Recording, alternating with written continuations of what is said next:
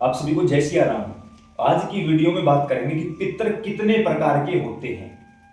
मूलतः पितरों को 4 श्रेणी में रखा गया है। सबसे पहले आते हैं बाल पितृ, जो कि जन्म से लेकर 11 वर्ष की उम्र तक जिनकी मृत्यु हो चुकी है, उन्हें बाल पितृ की श्रेणी में रखा गया है। यहां पर भी कई बार आप लोगों ने देखा होगा कि मां के पेट में ही बच्चा मर जाता है, गर्भ क्षीण हो जाता है। इसका केवल 1% चांस है कि वो पितृ की श्रेणी में जाए, अन्यथा 99% वो नहीं जाता, बहुत ही रेयर चांस है। ऐसे लोगों को बाल पितृ बोला जाता है।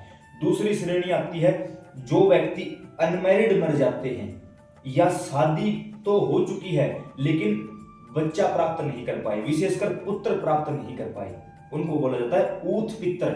और यहाँ साधारण भाषा में एक बात है कि एक ऊत 100 भूतों के बराबर होता है। ये मोस्ट डेंजरियस चीज होती है जब तक इसको शुद्ध ना किया जाए।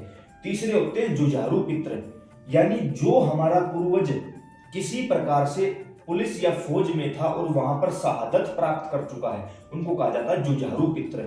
एक प्रकार से कहें तो लड़ाकू पितृ, मजबूत पितृ। ये किसी भी नेगेटिविटी को हमारे घर में प्रवेश नहीं करने देते। अगर ये अपनी जिद पर आ जाए तो देवताओं को भी रोक सकते हैं, अगर हमारे साथ चले हुए हैं तो, और अगर हमारे खिलाफ चले हुए हैं तो वैसे भी देवताओं को रोक देंगे, कोई काम ही नहीं बनने देंगे। चौथे होते हैं देव पितृ, यानी कि जिन्होंने भगवान के द्वारा दी गई उम्र को पूरा जिया है और पीछे अपना एक भरा पूरा संसार छोड़ दिया है, जिनकी संपत्ति का हम हिस्सा है, जिनके नाम से हम जाने जाते हैं और जो भगवान द्वारा दी गई उम्र को पूरा करके भगवान के धाम, ऐसे पितरों की डायरेक्ट एंट्री पितरलोक में होती है। इनको कहा जाता है देव पितर।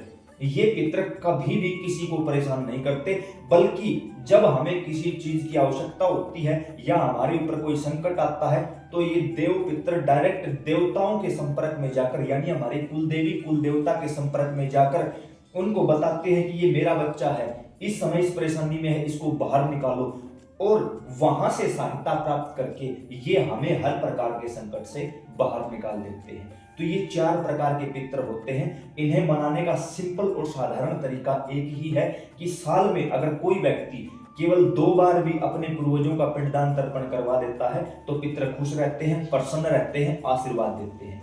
अब इस सीरीज में अगर आप लोगों को घर बैठे फ्री ऑफ कॉस्ट पितरों के बारे में सारी जानकारी चाहिए तो हम आप लोगों के लिए इस पूरी सीरीज को चला रहे हैं। धीरे धीरे आप लोगों के सामने वीडियो भी आ रही है, हर एक टॉपिक पर वीडियो आ रही है। एक बार इस यूट्यूब चैनल को खोलकर देखिए, आपको सारी जानकारी मिल जाएगी। एंड स्क्रीन के रूप में पितरों की पूरी प्लेलिस्ट लगा दी गई है, आप एक बार उसको जरूर चेक करें।